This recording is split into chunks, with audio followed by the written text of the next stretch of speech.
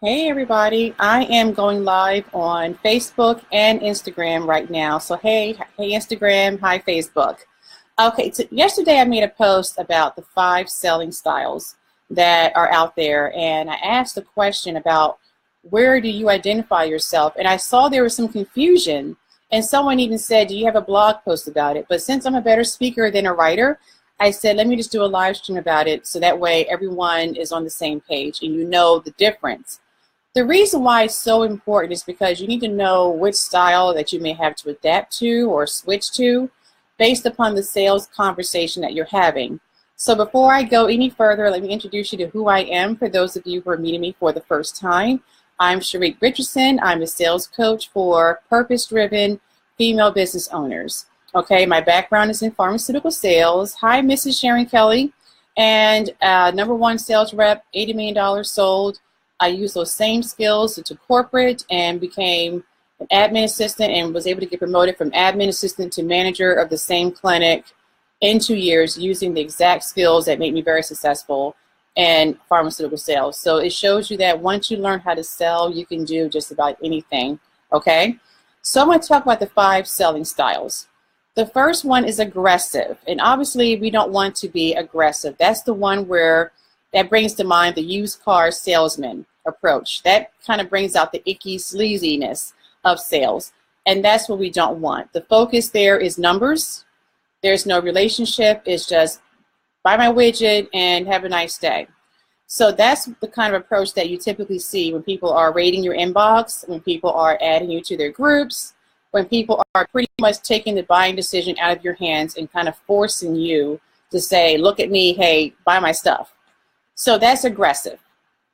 Relationship building is where I tend to find myself being a very good mix of this and the other ones that I'll discuss.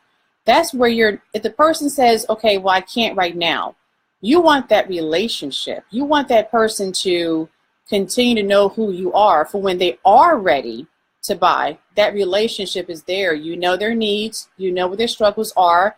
You know their situation, so it's easy to go ahead and close that sale because there has been some type of relationship established. And I can say from pharmaceutical sales to corporate to business, my own business, it really has helped me. It got me promoted. It got me #1. It helped me take my relationship with the doctor outside the office to do health fairs, community projects in low-income neighborhoods. Why? Because that relationship was there and they were able to do it just for you, Sharique, is what they said. So you want to do that. I think that's important across the board.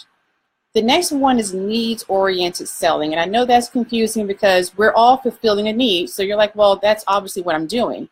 But honestly, the needs-based selling style is when you're asking questions and you're quickly adapting to what your prospect says. So let's say, for instance, they say something to you and you hear a little trigger and you're like, wait a minute, what?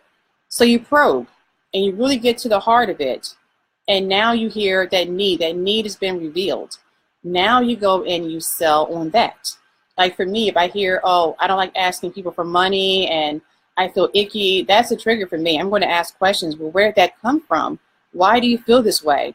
And that's where I'm able to close on me being able to help them sell and use the right words and get that same result without feeling icky or sleazy.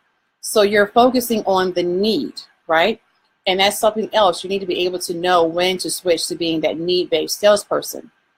The next one is product-oriented. Being product-oriented is if you're selling a product, you're feature-benefit focused, okay? So we always say features tell, benefits sell. People are not going to buy a feature. They're going to buy the benefit, the what's in it for me, because every sales pitch should have that answer to that question in there. What is in it for them? And what is the underlying need? Is it underlying benefit confidence? Is it better health? Is it more money? Whatever it is, more time so they can be with their families. That's what you do. You focus on that product-oriented sales approach. Can they see themselves physically using this and having some type of improvement in their life? All right. And the last one is competition-based. And that's something else you want to know. You always want to know what your competition is doing. You always want to have a leg up on what's going on with them so you can identify their weaknesses and be able to speak to that and say, well, Yes, I know you're using CPI. You know, say for instance, if I was a security company, you're using CPI, but the problem with them is they have so many blind spots that you can't, where their cameras are placed. We'll put cameras here or there so that way you have more access to your family and you can know what happened. We keep better records or stuff like that. You find the weakness and you show how you're more superior. And that's important because that's where objections come in. And that's also where, you know, people will want to have, you know, those little, I guess you can say they're kind of skeptical, and you want to be able to assure them that, no, actually, I am a great choice and this is why.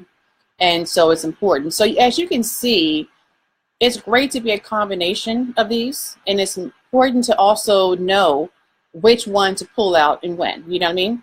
So when do I turn to a need-based person? When I hear a trigger there. Relationship, I think, is important across the board, especially if you plan on being in business for a long time and you're not just volume-based, but you're more people-based. And competition, that's just knowing who else is out there and how you're better. You have to be able to communicate that to everyone across the board anyway. So definitely one thing I do is I help clients determine what their best selling style is, because a lot of people, like I said, don't know their selling style. They just assume I just say, here it is, buy it, and that's it. But to really help and learn how to speak your client's language is so important, because that really shows them that you're listening, you care, and you value them, and that you truly get it. You know what I mean? So that's where you really want to know how to adapt and speak to them in a way that makes you comfortable, in a way that makes them feel comfortable. Okay? So you can definitely click the link. I have post the link if you want to get on a free sales consult, and I can really help you determine what your selling style is, so that you're more comfortable selling, you're able to get the results, and obviously make the money that you want to make, to invest, to outsource, or whatever it is that you want to do with your goals for your business, okay? So click that link and let me know if you have any questions. Of course, tag me, and I love to answer questions and love to connect with people. So thank you very much, and I'll be back in a couple of days with some more sales tips. Have a good one. All right. There and there.